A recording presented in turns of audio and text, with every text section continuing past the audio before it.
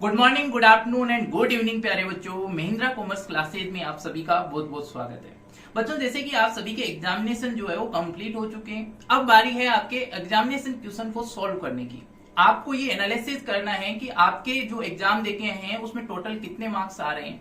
हम इन पेपर्स के प्रॉपर तरीके से सॉल्यूशन आप लोगों को प्रोवाइड कर देंगे। इसी तरह से आपका एक सब्जेक्ट है indirect taxation, CMA intermediate group second 2016 syllabus का और जुलाई 2023 में जो पेपर आया था उसको आज अपन सॉल्व करने वाले हैं। आइए बच्चों, इसमें सबसे पहले आपको एमसीक्यू दे रखा है। आइए सबसे पहला क्वेश्चन है power to declare certain activities transaction as neither supply of goods nor supply of services under GST. कौन कौन सा जो शेड्यूल है वो आपको न तो सप्लाई ऑफ ये जो बताता है कि ये गुड्स, ये जो आर्टिकल है वो न तो सप्लाई ऑफ सर्विस है न सप्लाई ऑफ गुड्स है। तो वो शेड्यूल आपके कौन सा है? शेड्यूल थर्ड में लिखी हुई है ऐसी एक्टिविटीज जो न तो गुड्स होती है न सर्विस होती है। क्लियर है? आइए सेकंड में आइए। Under GST the period prescribed for the issuance of tax invoice in case of, देखिए आपको अगर जो है क्या बोलते हैं last date of issue of invoice क्या होती है सर्विस के केस में? नॉर्मली तो 30 दिन होती है और अगर एनबीएफसी या बैंक वगैरह है तो 45 डेज होते हैं। तो इसमें देखिए generally 30 days from the supply of services, in case of banking companies 45 days from the date of supply. तो इसका आंसर ये आने वाला है। क्लियर है? आइए आगे आ जाइए बच्चों। आगे दे रखा है आपको what is the time of supply of goods liable to under RCM tax under RCM under GST. बताओ आरसीएम के केस में goods of supply of goods की क्या टाइम ऑफ सप्लाई होगी? आ जाइए देखिए date on which payment was made. Clear है? आगे देखो date of receipt of goods, ये भी होता है। Date immediately from following 30 days from the date of issue of invoice by the supplier, ये भी होता है। तो इसका आंसर जो आएगा वो डी आएगा। तीनों ए बी सी तीनों। देखो आपको पेमेंट कब रिसीव्ड हुआ और गुड्स कब रिसीव्ड होने वाला है। गुड्स कब रिसीव्ड हो और वो 30 days from the issue of invoice, ये आप काउंट करते हैं जब एफसीएम का आरसीएम का केस होता है। आरसीएम का केस होता है कौन से वाले केस में? गुड्स के केस में। गुड्स के केस में अगर आरसीएम का केस है तो आप कितने दिन गिनते हैं? 30 दिन गिनते हैं, प्लस पेमेंट कब रिसीव्ड हुआ प्लस आपको गुड्स कब रिसीव्ड हुआ। ये तीनों चीजें अपन चेक करते हैं। आइए तो इसमें तीनों आंसर आएगा, इसमें डी आंसर आपके आने वाला है। आइए Which of the following services provided by Department of Post are exempted from GST? कौन कौन सी सर्विसेज जो है वो डिपार्टमेंट ऑफ पोस्ट अगर प्रोवाइड करे तो एग्जेम्प्ट होती है। तो एग्जेम्पशन वाले चैप्टर में स्पीड पोस्ट आपको पता है टैक्सेबल होती है, लाइफ इंश्योरेंस भी टैक्सेबल होती है, एक्सप्रेस पार्सल पोस्ट भी टैक्सेबल होती है।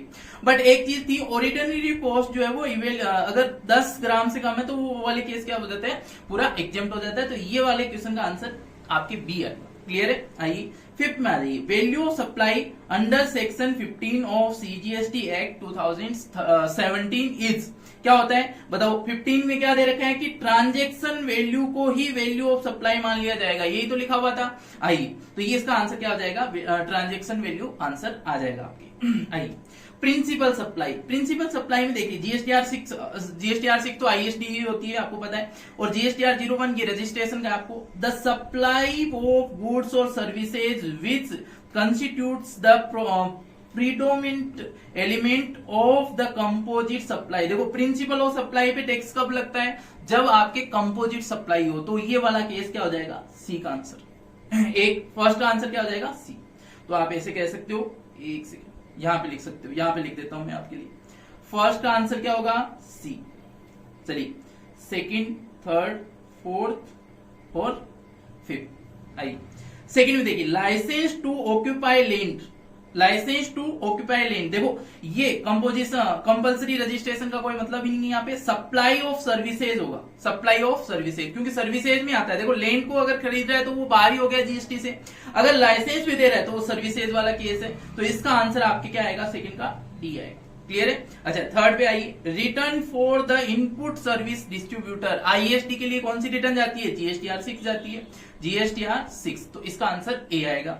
आइए application form for GST registration. देखो जीएसटी रजिस्ट्रेशन का सीधा फॉर्म दे रखा है, जीएसटी रजिस्ट्रेशन 01। तो इसका आंसर क्या आएगा? फोर्थ का आंसर आएगा बी। क्लियर है?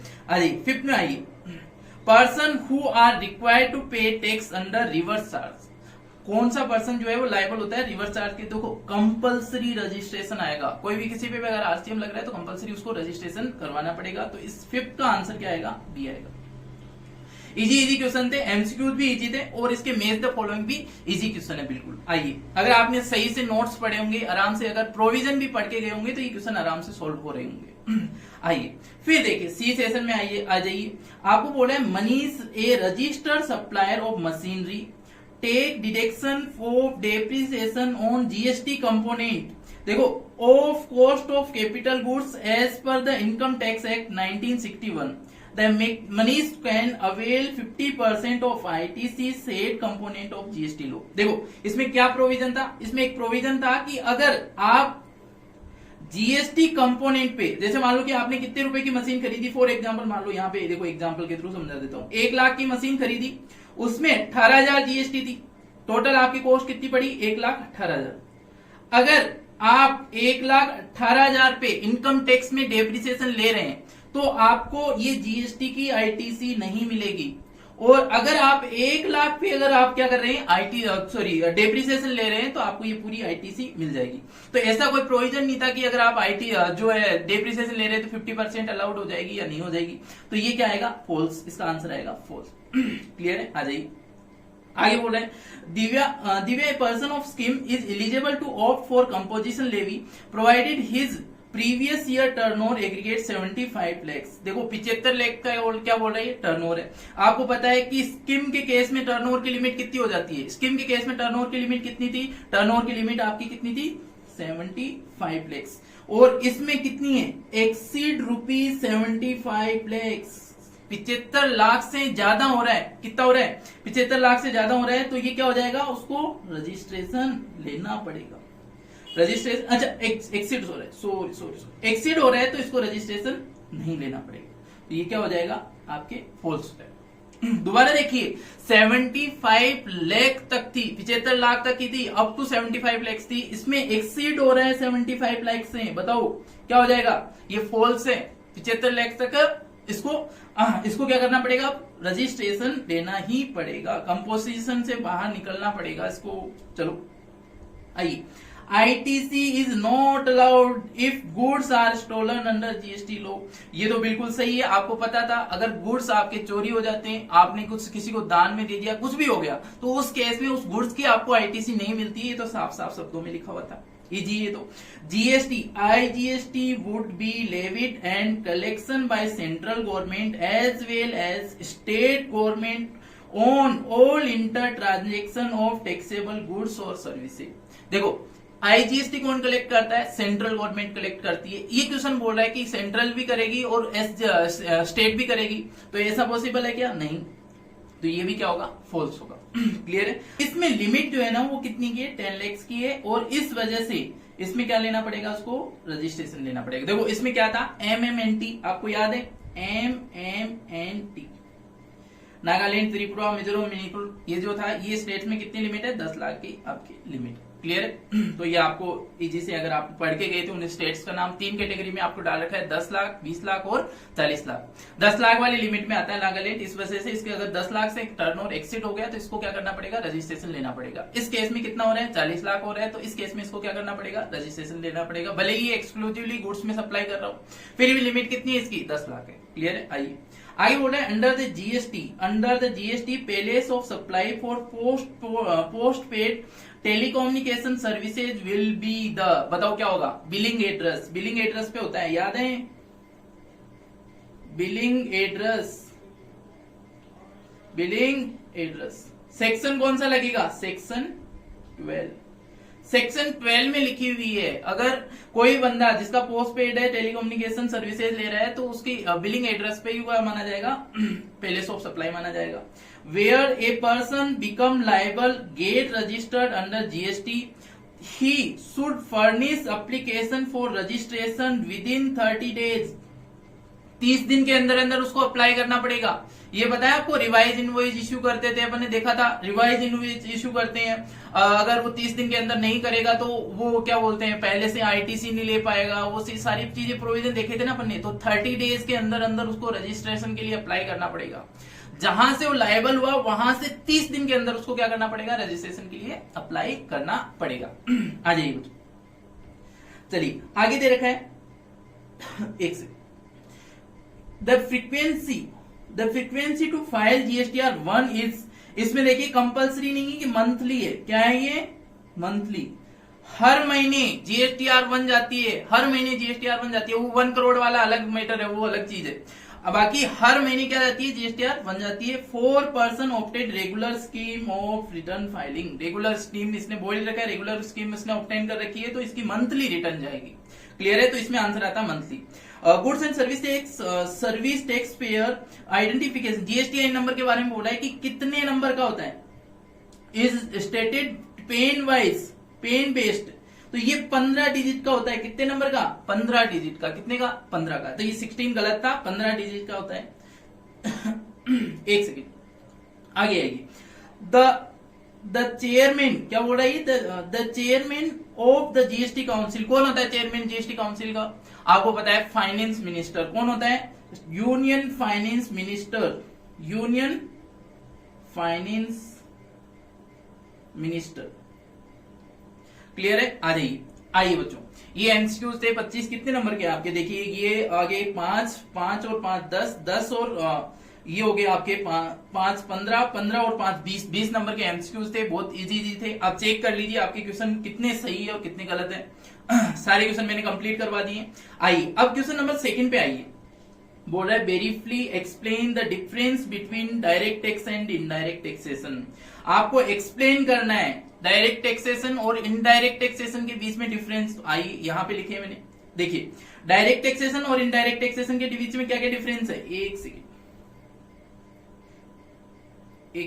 आइए, डायरेक्ट टैक्सेशन ये क्या होता है, levied on person. Direct taxation normally person पे लगता है, किस पे लगता है, पर्सन पे लगता है। एक सेकेंड कलर सही ले लेते हैं। आइए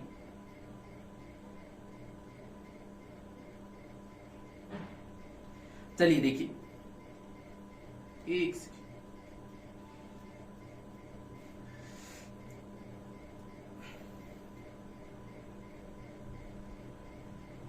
चलो देखो ये क्या किस पे लगता है, पर्सन, जो कि लेविड पर्सन पे लगता है। ये किस पे लगता है, गुड्स और सर्विसेज पे लगता है। किस पे लगता है, गुड्स और सर्विसेज पे लगता है। ये क्या होता है, ये आपके रिग्रेसिव नेचर होता है, ये प्रोग्रेसिव नेचर होता है। क्लियर है, आगे देखिए। हायर कलेक्शन कॉस्ट, इसमें कलेक्शन की कॉस्ट ज्यादा लगती है। लोअर कलेक्शन कॉस्ट, इसमें कलेक्शन की कॉस्ट कम लगती है। Tax incidence is borne on by the same person who pay. Normally क्या होता है, इनकम टैक्स वही पर्सन पे करता है। नॉर्मली क्या, हमेशा ही इनकम टैक्स वही पर्सन पे करता है जिसपे वो लायबिलिटी आती है। क्लियर है, जबकि जीएसटी में क्या होता है, कस्टमर लायबल होता है। कस्टमर से आप जीएसटी का अमाउंट लेते हो और गवर्नमेंट को देते हो। तो इसमें लिखा हुआ है tax incidence passes on to the ultimate consumer. ये कंज्यूमर पे ही बर्डन डालता है पूरा का पूरा।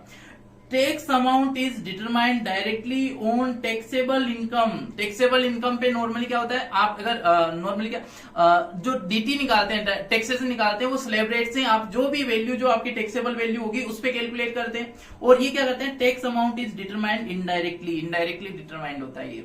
आइए एग्जाम्पल, जैसे कि इनकम टैक्स है उसका इसका एग्जाम्पल जो है जीएसटी और कस्टम मान सकते हैं। क्लियर है, आइए ये क्वेश्चन कंप्लीट आप कर सकते थे। आगे आ जाइए। Second question, mister Mahima a registered person provided following information for the month of October. October month के लिए अपने को ये इंफॉर्मेशन दे रखी है।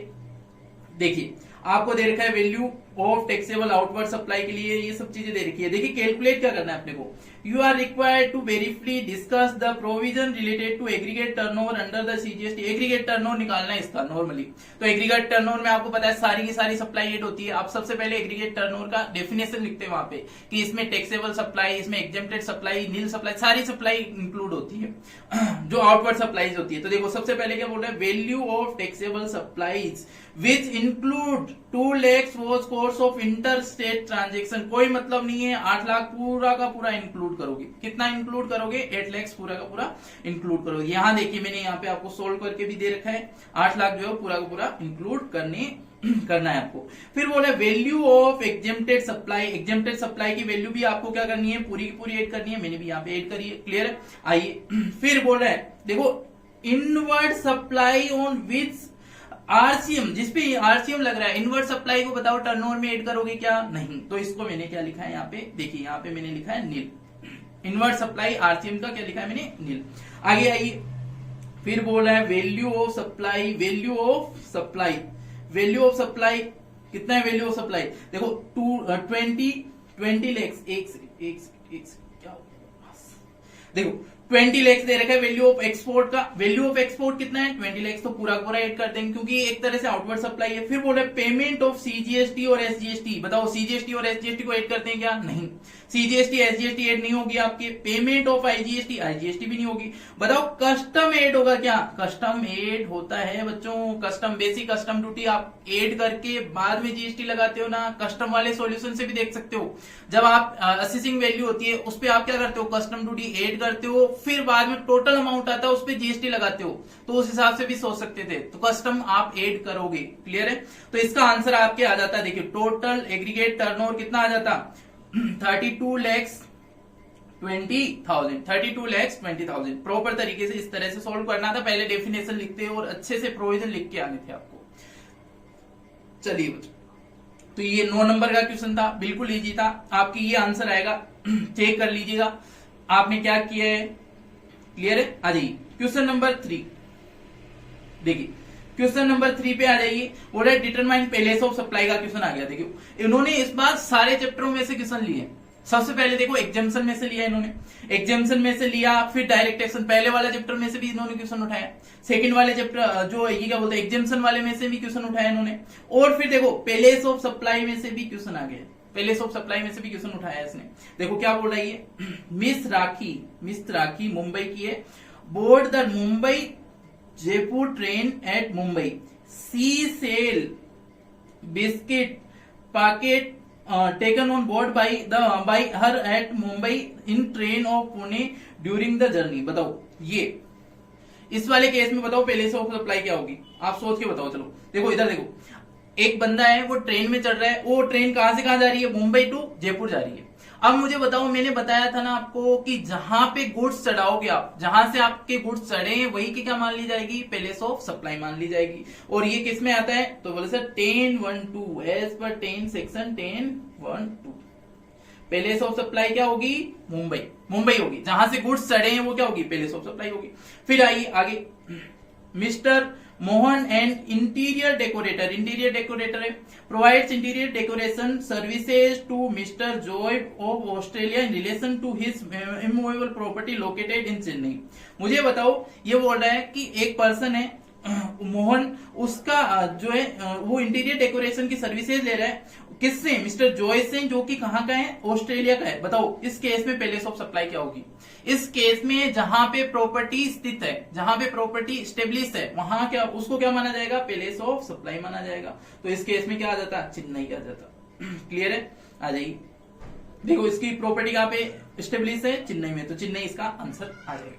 आइए थर्ड क्वेश्चन में आइए, मिस्टर ज्योति जयपुर की है, buy a ticket for the circus organise at Kolkata. बताओ कोलकाता में सर्कस हो रहा है, बताओ पैलेस ऑफ सप्लाई क्या होगी, तो जहां पे सर्कस हो रहा है वही क्या है, पैलेस ऑफ सप्लाई है, तो इसका आंसर आपके आता है कोलकाता, क्लियर है। आइए फिर आगे देखिए, बोला XYZ limited and event management company is hired by mister J को हायर किया है इसने, ये हायर कर रहा है मिस्टर जे, अनरजिस्टर्ड पर्सन है बेंगलुरु का, और बोल रहा है to plan and organise marriage in Canada में क्या कर रहा है, ये मैरिज को ऑर्गेनाइज करने के लिए बोल रहा है। देखो XYZ लिमिटेड न्यू दिल्ली की है, और इसको ऑर्गेनाइज कौन हायर कर रहा है, बेंगलुरु वाला पर्सन हायर कर रहा है। मुझे बताओ पैलेस ऑफ सप्लाई क्या होगी, अगर बाहर है तो क्या बनेगी, जो सप्लायर की लोकेशन है उसी को क्या मान लिया जाएगा, पैलेस ऑफ सप्लाई मान लिया जाएगा।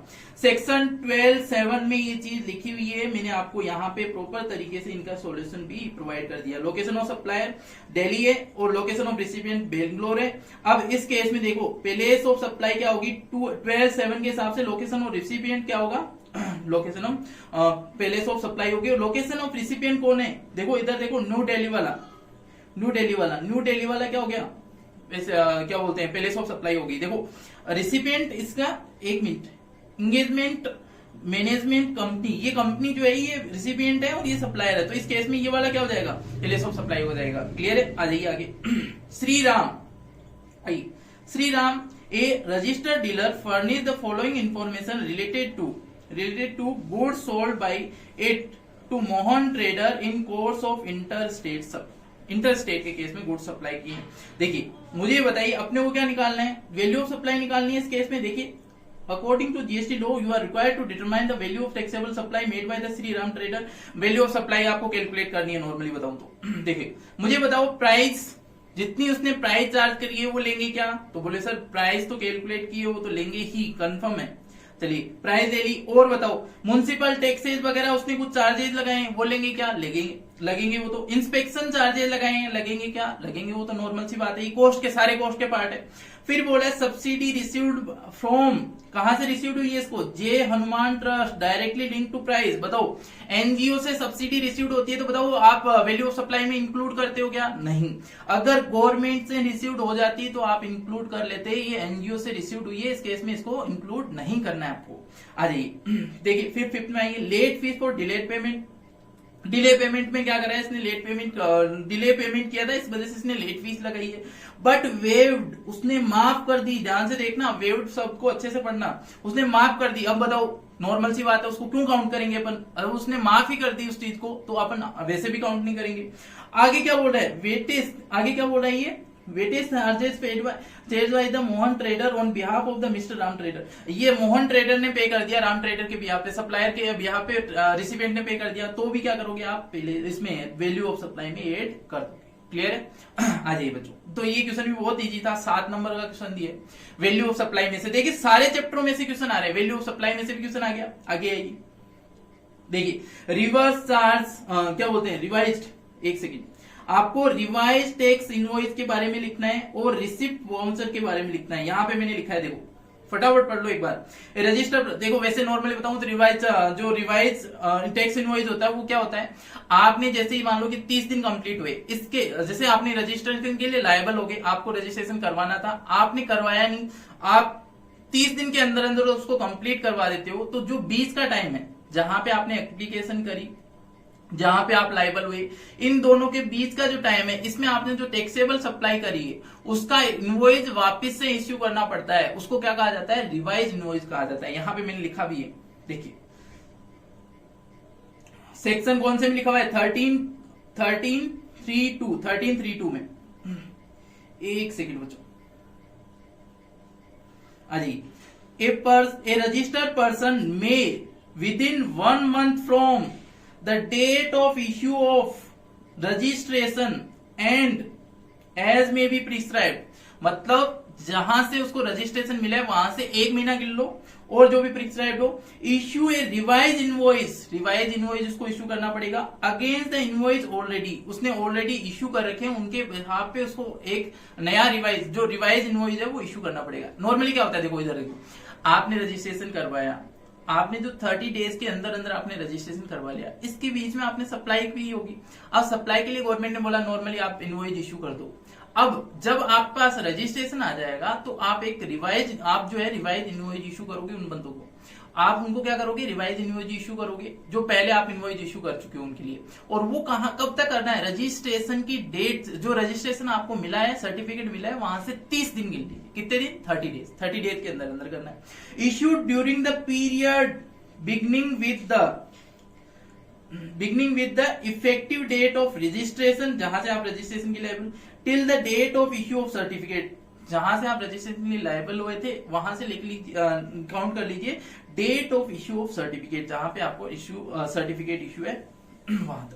क्लियर है, नॉर्मली बताऊं तो आपको जैसे मान लो कि रजिस्ट्रेशन का सर्टिफिकेट जो है वो आपको मिला, जैसे मान लो कि आपने रजिस्ट्रेशन के लिए लायबल हुए थे, 30 डेज के अंदर अंदर अप्लाई कर दिया, तो आपको क्या करती है गवर्नमेंट की, आप नॉर्मली इनवॉइस इशू कर लो, बाद में जैसे आपको सर्टिफिकेट मिल जाएगा तो आप रिवाइज इनवॉइस इशू कर देना। क्लियर है, तो उसी को क्या कहा जाता है, रिवाइज इनवॉइस कहा जाता है। देखिए आगे क्या है, रिसिप्ट वाउचर, एडवांस में पेमेंट ले लेते हैं तो उस केस में रिसिप्ट वाउचर इशू करना है। सेक्शन कौन सा है, 13(3)(d), A registered person shall on the receipt of advance payment with the respect to any supply of goods or services goods और सर्विसेज और बोथ रिसिप्ट इश्यू ए receipt voucher और any other document. मतलब क्या होता है कि अगर आपने कोई एडवांस में क्या कर दिया, पेमेंट कर दिया, किसके लिए, सप्लाई ऑफ गुड्स सर्विसेज, जो भी है गुड्स या सर्विसेज के लिए, तो उस केस में आपको क्या करना पड़ता है, आपको एक वाउचर, रिसिप्ट वाउचर क्या करना पड़ता है, इश्यू करना पड़ता है। क्लियर है? आइए आगे आ जाइए बच्चों, चलिए सेकंड में आ जाइए। आपको इसमें क्या कैलकुलेट करना है, आपको कैलकुलेट करना है आईटीसी का अमाउंट। देखो आईटीसी का क्वेश्चन भी आ गया, आईटीसी का क्वेश्चन भी आ, ये तो आना ही था, नॉर्मल सी बात है, ये तो हर बार आ रहा है। देखो इधर देखना, ये बोल रहे हैं आईटीसी किस किस पे मिलेगी। सबसे पहले बोल रहा है input use for the manufacture of final goods. Final goods बनाने के लिए इसने इनपुट यूज किया, बताओ आईटीसी मिल जाएगी। यहाँ पे भी मैंने यही शो किया कि आईटीसी आपको क्या हो जाएगी, मिल जाएगी। देखिए क्लियर है? आगे देखिए, आगे बोला है goods destroyed due to natural circumstances. बताओ गुड्स खत्म हो गया, तो मैंने बताया था चोरी हो जाए, खत्म हो जाए, कुछ भी हो जाए, तो आपको क्या नहीं मिलेगी, आईटीसी नहीं मिलेगी। Food and beverage use for the dealers meet. आपने फूड और बीवरेज को स्पेशली मना किया गया है, ब्लॉक क्रेडिट में आपको डाले गए हैं, तो ये 10,000 भी आपके अलाउड नहीं होगा, ये भी अलाउड नहीं होगा, ये अलाउड। आइए गुड्स यूज्ड, देखो गुड्स फूड बेवरेज मैंने बता दिया, food beverage purchase for employ, किसी काम के लिए, अगर एम्प्लॉयज के लिए भी ले रहे हो तो भी आपको नहीं मिलेगी। क्लियर है? Goods use for the setting up telecommunication tower को सेटिंग अप करने के लिए, बीइंग इमूवेबल प्रॉपर्टी, ये भी नहीं मिलेगी, ब्लॉक क्रेडिट में स्पेशली दे रखा है। चलो आओ, account paper for photocopying machine use for administration office. बताओ अकाउंट के पेपर, कुछ पेपर्स लेके आए मशीन के लिए, तो बताओ ये अलाउड हो जाएंगे, तो ये अलाउड हो जाएंगे, ये कहीं पे भी ब्लॉक क्रेडिट में आपके नहीं दे रखे हैं। फिर क्या बोल रहा है ये, फिर बोल रहा है गुड्स परचेज विदाउट इनवॉइस। तो इनवॉइस सबसे जरूरी चीज होती है, अगर इनवॉइस ही नहीं है आपके पास तो वैसे ही आपको आईटीसी नहीं मिलेगी। क्लियर है? फिर goods use for providing services during warranty period, इसकी भी आपको आईटीसी मिलने वाली है। तो नॉर्मल सर्कमस्टांसेज है और इसमें इसको आईटीसी मिल जाएगी। क्लियर है? आ जाइए बच्चों फिफ्थ क्वेश्चन। फिफ्थ का फर्स्ट देखना, state with the brief reason whether following supplies of taxable goods are required to register under GST. बताओ किन किन को रजिस्ट्रेशन की जरूरत पड़ेगी, बताओ। अब बोला Ramesh is engaged in the wholesale come retail trading of footwear in the state of the Tripura. Tripura में ये क्या बोल रहा है, ये ट्रेडिंग वगैरह कुछ कर रहा है, ट्रेडिंग ऑफ फुटवेयर कर रहा है। His aggregate turnover of financial year is 8 lakh, 8 lakh का फाइनेंशियल टर्नओवर है इसका, which consist of 5 lakhs of interstate supply और 3 lakh of इंट्रास्टेट और इंटरस्टेट सप्लाई की 3 लाख की। मैंने बताया था अगर कोई इंटरस्टेट सप्लाई ऑफ गुड्स करता है तो उस केस में उसको कंपलसरी रजिस्ट्रेशन करवाना पड़ेगा। मैंने बताया था सर्विस के केस में आपको लिमिट देखोगे 10 लाख और 20 लाख वाली। नॉर्मली अगर गुड्स वाला है तो फिर उस केस में क्या करना पड़ेगा, नॉर्मली उसको कंपलसरी रजिस्ट्रेशन करवाना ही पड़ेगा। तो इस केस में क्या होगा, लायबल फॉर रजिस्ट्रेशन, ये लायबल फॉर रजिस्ट्रेशन होगा, लायबल फॉर जीएसटी होगा, रजिस्ट्रेशन होगा, एक बात। चलिए, Kajal of Goa is exclusive engaged in intra state supply, कोई बात नहीं, supply of goods readymade garment कर रही है। Aggregate turnover of current financial is 22 lakhs। देखो कहां पे है, सबसे पहले देखना गोवा, कहां पे ये, गोवा में। क्लियर है? अच्छा एक बार आप रिवाइज भी कर लीजिए। देखिए मणिपुर, मिजोरम, नागालैंड, त्रिपुरा 10 लाख की लिमिट। मणिपुर, मिजोरम, नागालैंड, त्रिपुरा कितनी लिमिट, 10 लाख की। मेघालय, असम, सिक्किम, पुडुचेरी, उत्तराखंड, त्रिपुरा कितनी लिमिट है, 20 लाख की है। देखो MMNT और ये क्या नाम गया आपके, SUTPAM, ऐसे कुछ बना सकते हो आप। क्लियर है? और बचे हुए जो भी जो आपके स्टेट है उनके लिए कितनी लिमिट है, 40 लाख की। तो बताओ गोवा कहीं आपको दिख रहा है क्या, नहीं, तो कितनी लिमिट होगी इसके लिए। देखो एक्सक्लूसिव सप्लाई कर रहा है गुड्स की, क्लियर है, रेडीमेड गुड्स की, गारमेंट की सप्लाई कर रहा है, तो इस केस में 40 लाख की लिमिट लगेगी। और इसकी लिमिट कितनी है, 22 लाख की है। 22 लाख की है तो इसको रजिस्ट्रेशन के लिए लायबल ये है ही नहीं। क्लियर है? आइए आ जाइए, आइए अब आइए यहाँ पे बी वाले पे आइए। सबसे पहले सप्लाई, देखो क्या पूछ रहा है अपने को, Kamlesh services private registered engaged providing services to government of Tamil Nadu. The supply provided the following information in respect of the during the month of 2022। ये बोल रहा है कमलेश सर्विसेज लिमिटेड है, रजिस्टर्ड है, जीएसटी में रजिस्टर्ड है, providing various services to government to Tamil Nadu. Tamil Nadu की government को ये दे रही है, इन्फॉर्मेशन दे रखा है respect of the services provided during the month of 2022 के नवंबर 2022 के रिगार्डिंग अपने को इन्फॉर्मेशन देना है। अपने को कमेंट करना है ऑन द टैक्सेबिलिटी और otherwise about transaction of GST law और also state the correct legal provision for the same. Clear है? आपको पूछ रहा है कि supply of manpower for cleaning of road not involving any supply of goods, कोई भी सप्लाई ऑफ गुड्स नहीं है, ओनली फॉर सर्विस की सप्लाई कर रहा है। मुझे बताओ ये एग्जम्प्ट होता है क्या? एग्जम्प्ट होता है। अगर आप 243WG वाले जो सेक्शन जो वो चीजें हैं वो आर्टिकल वो सेवाएं अगर वो दे रहा है तो उस केस में अगर वो सर्विसेज देता है ना तो कितना अमाउंट, पूरा का पूरा अमाउंट अलाउड होता है। गुड्स के केस में कितना अलाउड था याद है क्या आपको? गुड्स ओनली फॉर 25% दे सकता है। कितना परसेंट? 25%। अच्छा सेकंड क्वेश्चन में यही आपकी, तो इसमें क्या होगा? ये एग्जम्प्ट हो जाएगा। क्यों? क्योंकि पूरी की पूरी क्या कर रहा है ये आपके क्या कर रहा है? पूरा का पूरा आपके सप्लाई कर रहा है सर्विसेज की। क्लियर है?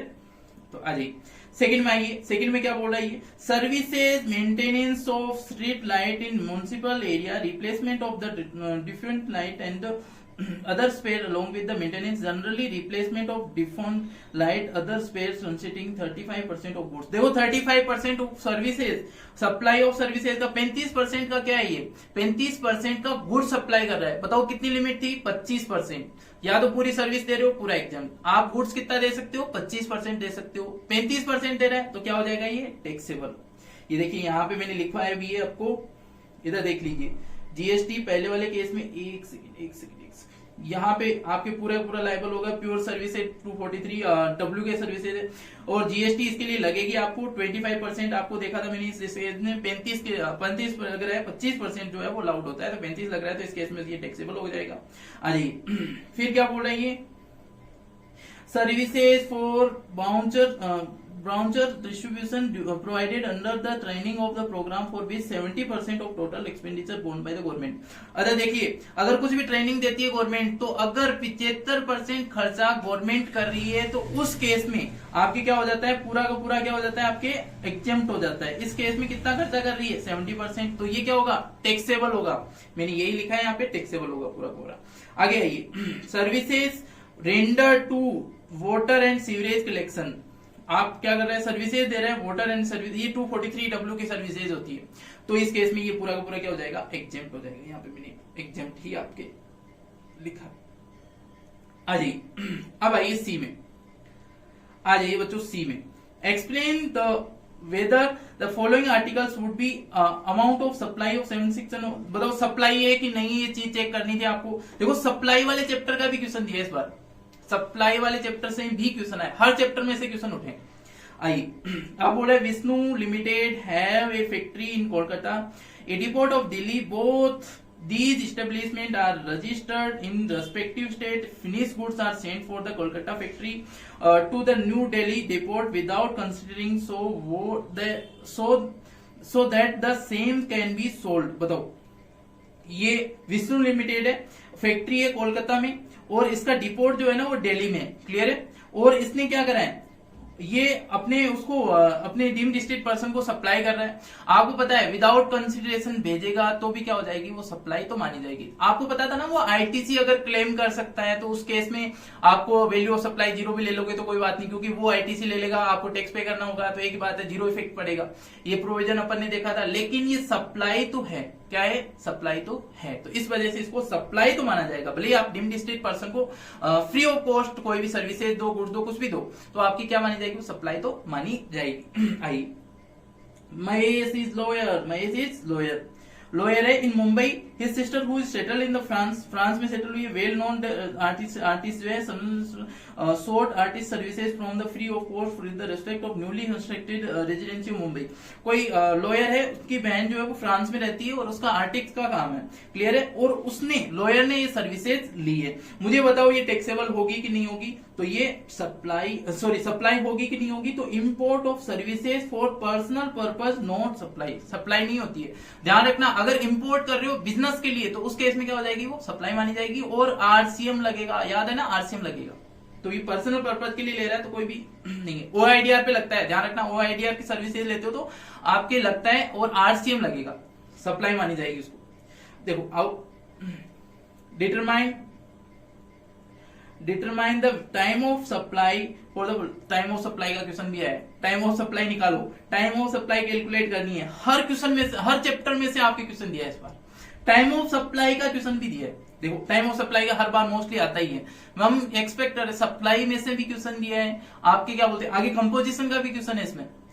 तो हर चैप्टर को उठाया है, बच्चा कुछ भी पढ़ के गया वो सब, ये मान लो कि अगर पूरा जो पढ़ के गया नहीं, इसको पूरा पेपर आता होगा, आराम से 60 से 70 नंबर ला सकते थे इस पेपर में। जितना पेपर ये हार्ड था, जितना पेपर ये इजी था ना, उतना ही हार्ड था एफएम और कोस्ट का। कोस्ट और एफएम का पेपर बहुत हार्ड था, बहुत ज्यादा हार्ड पेपर बना दिया था, और जीएसटी को उतना इजी बनाया इन्होंने। समझ रहे हो बात? बाकी आप टेंशन मत लीजिए, उसमें भी आपको जैसे बोनस मार्क्स, जहां तक मेरी नॉलेज है बोनस मार्क्स उसमें मिलेंगे आपको। एक क्वेश्चन गलत था, कौन सा वाला? वो जो सेमी वेरिएबल कॉस्ट वाला, वो क्वेश्चन मेरे को लगता है वो गलत था। एक बार मैं जब एनालिसिस करूंगा तो और बताऊंगा उनके बारे में, इन डिटेल बताऊंगा एफएम और कॉस्ट जब मैं पढ़ाऊंगा। अब जीएसटी देखो, जीएसटी में अब आगे 6th क्वेश्चन पे आइए एक बार। Palak out, determine supply of services, time of supply of services अपने को निकालनी है। सबसे पहले बोला है Palak limited sell goods, goods का केस है। गुड्स में भी ये 15 अक्टूबर 2022 को ये कुछ गुड्स को सप्लाई कर रहा है। The invoice for the same is issue, 17 को ये इनवॉइस इश्यू हो रहा है, और payment for the goods is received 5 अक्टूबर। 5 अक्टूबर को क्या हो रहा है? पेमेंट रिसीव्ड हो रहा है। एफसीएम का केस मानते हैं, अगर आरसीएम वगैरह कुछ नहीं दे रहा तो एफसीएम का ही केस माना जाता है। तो इस केस में एफसीएम का केस मानते हैं, और एफसीएम में लिमिट क्या थी वो चेक करो। देखिए एफसीएम में अपने को दे रखा था date of issue of invoice और last date of issue of invoice. Date of issue of invoice और last date of issue of invoice, दोनों में से जो अर्लियर होता है उसी को टाइम ऑफ सप्लाई माना जाता है। देखो गुड्स के केस में एफसीएम का केस है, एफसीएम में इश्यू ऑफ इनवॉइस और last date of issue invoice, जो भी अर्लियर है उसको क्या माना जाएगा? टाइम ऑफ सप्लाई माना जाएगा। देखो इसमें इश्यू इनवॉइस कब इश्यू किया है? इश्यूड इसने किया है 17 अक्टूबर को। देखना 17 अक्टूबर को इनवॉइस इश्यू किया है, और पेमेंट का कोई मतलब ही नहीं यहाँ पे।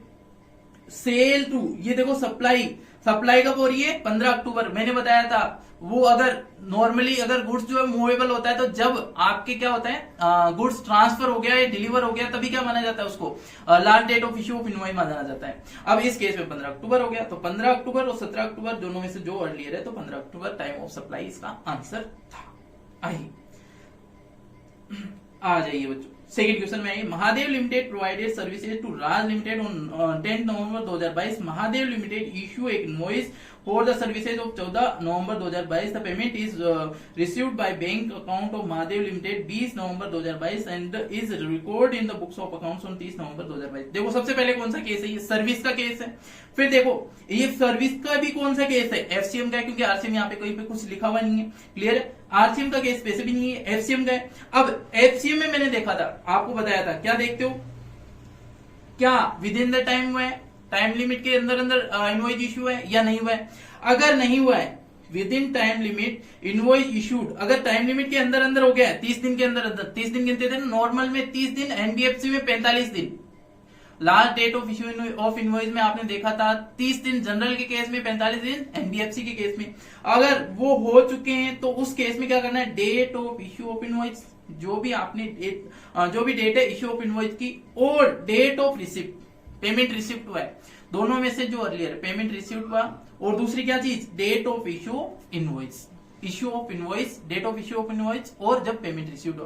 पेमेंट में भी मैंने दो चीज बताई थी, बैंक में कब क्रेडिट हुआ और आपके बुक्स ऑफ अकाउंट से आपने कब लिखा है, दोनों में से जो भी अर्लियर हो। क्लियर है? तो इस केस में अगर अपन पूरा डाटा रखेंगे, देखो 14 तारीख को इसने इनवॉइस इश्यू किया है, 14 तारीख को ये इनवॉइस इश्यू किया, पेमेंट इसको रिसीव है बैंक में 20 को, और इसके बुक्स ऑफ अकाउंट में इसने रिकॉर्ड किया 30 को। तो 20 और 30 में से जो भी अर्लियर है कौन सी है? तो ये है 20 आ गया।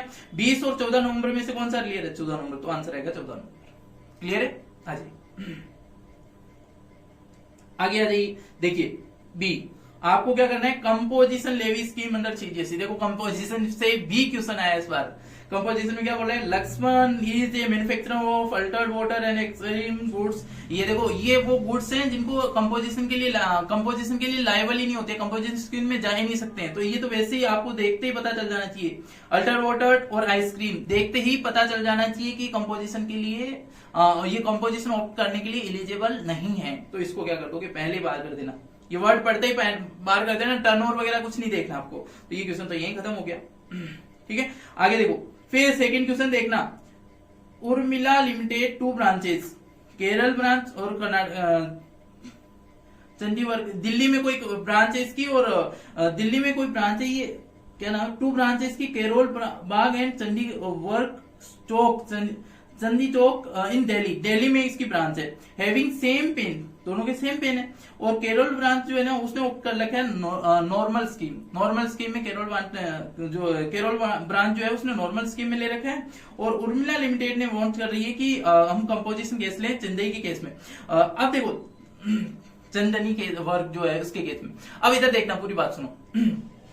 आप कंपोजिशन स्कीम पेन वाइज लेते हैं, एक पेन में एक कंपोजिशन, एक पेन जो है उसमें पूरे की पूरी जितनी भी ब्रांचेज आए जो भी आए, अगर वो एक बार कंपोजिशन में गया तो उस केस में सारी ब्रांचेज के लिए सारी जो भी पेन वाइज उसने खोल रखा है वो सारी रजिस्ट्रेशन नंबर को कंपोजिशन में जाना पड़ेगा। अगर वो रेगुलर है तो रेगुलर में रहना पड़ेगा।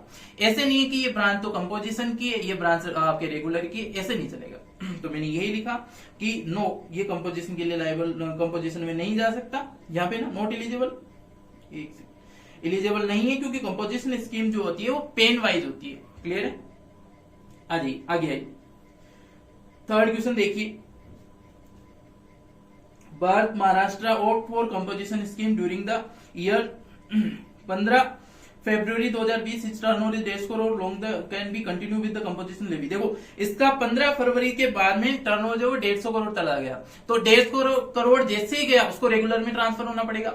150 जैसे पहले था, जैसे 14 फेब को इसको क्या करना था, कंपोजिशन में रह सकता था।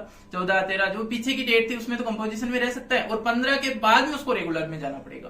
क्लियर है? रेगुलर में कन्वर्ट करना पड़ेगा। तो ये जो है इस तरह से आप इसका आंसर लिख सकते थे। बाद में कंपोजिशन में रह सकता है क्या? नहीं, बाद में कंपोजिशन में नहीं रह सकता, उसको रेगुलर स्कीम में जाना पड़ेगा। अरे ये क्वेश्चन आप एक बार प्रोविजन देखोगे तो आराम से ये क्वेश्चन आपको मिल जाएंगे, एक बार चेक कर लीजिएगा। थ्योरी क्वेश्चन है तो एक बार आप प्रोविजन पढ़ के वहां से अपन कंप्लीट कर सकते हो। आइए देखो, mean vessel cargo which is abound in the sea without any hope of the recovering the under the custom act 1962। इसको ऐसे गुड्स को क्या कहा जाता है? डिलिटिक गुड्स कहा जाता है। आ जाइए, इसका आंसर ए आएगा। आइए, under the custom rules the loading and unloading, handling and association with the delivery of the import goods are values of the importation shall be added to C. देखो मैंने बताया था, इधर देखो, जैसे यहां से गुड्स चढ़े यहां पे इंडिया में उतरेंगे, इस केस में जो यहां पे लोडिंग और अनलोडिंग हो रही है, बताओ इस कॉस्ट को आप जो है वो क्या बोलते हैं, असेसिंग वैल्यू में, सीआईएफ वैल्यू में कैलकुलेट करते हो, सीआईएफ वैल्यू में ऐड करते हो क्या? जो इंपोर्टेशन के स्थान पे यहाँ पे इंडिया में आने के बाद गुड्स को जो लोड अनलोड कर रहे हो, नहीं, उस गुड्स को आप नहीं ऐड करते हो। ये मैंने स्पेशली आपको क्लासेज में बताया भी था। तो इस केस में ये क्या होगा? नो अमाउंट, कुछ भी आपको ऐड करने की जरूरत नहीं है। बताओ जहां से गुड्स चढ़ा था वो वाला गुड्स वहां पे लोडिंग अनलोडिंग हुई है, तो उस केस में बताओ गुड्स को ऐड करेंगे क्या? उस केस में बताओ वो जो पेमेंट करा उसको ऐड करेंगे क्या? उस केस में ऐड करेंगे। क्लियर? आओ, in the applying of rule 4 of custom rules, if more than the transaction value is found shall be used for determine the value of the import goods। तो इसमें answer आएगा lowest of such value इसका answer आने वाला है। एक बार check कर लीजिएगा। चलिए आइए, इसमें देखिए, the provisional safeguard duty shall be force by maximum period of 200 days. ये स्पेशली मैंने बताया भी था, 200 डेज के लिए लगती है। सेफगार्ड ड्यूटी कितने के लिए लगती है? 200 डेज के लिए लगती है। आइए, under the custom tariff act, the protection duty imposed on the importation of goods or the protection of the interest of the industry established in India, the recommendation of the, किसका recommendation? Tariff commission का recommendation लगता है। ये question आपको ये MCQ जो है लगातार बहुत बार आया हुआ है, तो इस वजह से इसको पढ़ के जाना चाहिए। टेरिफ कमीशन का आपको जो है पहले अप्रूवल लेनी पड़ेगी। क्लियर? आइए देखिए, ये क्वेश्चन पिलफर्ड गुड्स वगैरह, तो एक बार चेक कर लीजिए। ये आराम से अगर आप देखोगे तो पहले ही पेज आपको पहले जो पहला चैप्टर में उसमें दे रखा है, ये पूरा का पूरा डिफरेंस दे रखा है, आप एक बार चेक कर लीजिएगा। देखो अब ये जो आपको सीआईएफ वैल्यू वगैरह दे रखी है, ड्यूटी वगैरह कैलकुलेट करना है, तो ये वाला क्वेश्चन हर बार आ रहा था और मैंने बच्चों को बताया भी था, ये बहुत इंपॉर्टेंट है। लगभग 8 से 10 नंबर का क्वेश्चन तो आएगा इसमें से, तो ये क्वेश्चन आपको करके जाना ही था। देखो सबसे पहले एफओबी वैल्यू दे रखी है, तो एफओबी वैल्यू को लेते 10,000 को पूरी की पूरी, तो मैंने 10,000 वैल्यू पूरी एफओबी ले ली यहाँ पे। फिर देखो आपको एयर फ्राइट वगैरह दे रखे हैं सारे के सारे, तो देखो एयर फ्राइट है, तो एयर के केस में अपन देखते थे 20% ऑफ एफओबी, एफओबी का 20%, और जो भी अमाउंट आपके दे रखा है इन दोनों में से कौन सा लोअर है। अब देखो एफओबी भी वही 10(1) के एडजस्टमेंट के बाद वाली, तो 10(1) का कोई आइटम दे रखा है क्या, देखो डिजाइन एंड डेवलपमेंट चार्जेस, इसको ऐड करना था 10,000 प्लस 500, 10,500 करना था, उसका 20% निकालते, और 2,500 दोनों में से जो लोअर है कौन सा 2,100, वो आप क्या करते ऐड करते। क्लियर है। अब देखिए ये कंप्लीट हुआ आपके 20% ऑफ एफओबी प्लस 10(1) वाले एडजस्टमेंट के बाद का, तो ये 10,500 है, इसका आप क्या निकालोगे 20% निकालोगे, और 2,500 दोनों में से जो लोअर है तो वो आ गया आपके 2,100, 2,100 जो है वो इसका आंसर आ गया। क्लियर है। अब देखो इंश्योरेंस के चार्जेस नॉर्मली दे नहीं रखे हैं, तो आप कितना मानते हो 1.125% किसका 10,500 का, 10,500 का, उस केस में 1.125% आपको कैलकुलेट करना है, और आंसर आएगा 118। क्लियर। इस वैल्यू को आपको जोड़ोगे, देखो असेसिंग वैल्यू आ गई। क्लियर। अब मैंने इसमें कुछ राउंड ऑफ किया होगा, कोई पॉइंट में आंसर आ रहा था उसको राउंड ऑफ कर दिया था मैंने। देखो अब देखो ये असेसिंग वैल्यू आ गई, सारी चीजें जोड़ दी, और कोई चीज जोड़ने वाली है, loading unloading paid for the place of importation, मैंने बताया था इंपोर्टेशन के प्लेस में अगर आप लोडिंग और अनलोडिंग पे करते हैं तो उसको ऐड नहीं करते हैं। अब commission payable on the agent of India, commission पे किया इंडिया में, बताओ ये नहीं करेंगे, बाइंग कमीशन सेलिंग कमीशन ये सारे नहीं ऐड करते हैं। अब ये इंश्योरेंस चार्जेस अवेलेबल नहीं है, तो अपन ने 1.125% ऊपर ऐड कर दिया था। अब मेरे को एक्सचेंज की रेट लेनी है, एक्सचेंज की रेट कौन सी लेते हैं, सीबीआईसी आरबीआई की नहीं लेनी है, सीबीएसई की रेट लेनी है। अगर आप जो एक्सचेंज वाली रेट लेते हैं ना, तो वो बिल ऑफ एंट्री वाली लेते हैं, बिल ऑफ एंट्री वाली रेट लेते हैं। कौन सी रेट लेते हैं, बिल ऑफ एंट्री वाली। ध्यान रखना ये 78 ही लेनी है, अर्लियर वाली मत लेना। बिल ऑफ एंट्री और एंट्री इनवर्ट वैसे अर्लियर वाली नहीं लेनी है। किस केस में लेते हैं, ये लेते हैं आप जो क्या बोलते हैं, आप ड्यूटी जब चेक करोगे कि कितनी % ड्यूटी लगी, तो उस केस में इनवर्ट और जो भी आपकी क्या बोलते हैं बिल ऑफ एंट्री, इन दोनों में से जो अर्लियर होती है तो वो वाली रेट अपन लेते हैं। क्लियर है। तो अब देखो इस वाले केस में देखो ये अपने पास अमाउंट आ गया, असेसिंग वैल्यू आ गई। अब इस पे ड्यूटी कौन सी लगेगी, तो उसके लिए आप दोनों में से अर्लियर लोगे। इस पे ड्यूटी कौन सी लगेगी, इन दोनों में से जो अर्लियर है कौन सी है, 3922 2922। देखो इस वाले केस में 2922 हो गया, तो इसकी रेट कितनी हुई 20% ऑफ एक्सचेंज रेट, कितनी 20% ऑफ एक्सचेंज रेट, तो 20% की आप रेट लगा दोगे यहाँ पे। जो भी आया वो आ गया अपने पास बेसिक कस्टम ड्यूटी। अब बेसिक कस्टम ड्यूटी में आप एसडब्ल्यूसी जोड़ दो, किसका निकालोगे, इसका बेसिक कस्टम ड्यूटी का निकालोगे एसडब्ल्यूसी। अब इन सबको जोड़ दो, असेसिंग वैल्यू को भी और बेसिक कस्टम ड्यूटी को भी और एसडब्ल्यूसी को भी, इन तीनों को जोड़ो और इस अमाउंट पे आईजीएसटी लगा दो 12%, तो ये अमाउंट मैंने आईजीएसटी लगा दिया, और ये अपने पास क्या आ गया, टोटल अमाउंट आ गया, जिसपे टोटल अमाउंट अपने पास कैलकुलेट होके आ गया। क्लियर, ये टोटल कॉस्ट आ गई। तो ये क्वेश्चन भी इजी था, इतना हार्ड नहीं था, क्योंकि ये हर बार आ रहा है क्वेश्चन, तो इस वजह से आप इसको एक बार जरूर से देख के जाना था। क्लियर है। चलिए देखिए ये वाला क्वेश्चन भी इजी है, इसमें कुछ कॉन्सेप्ट आपको याद रखना था।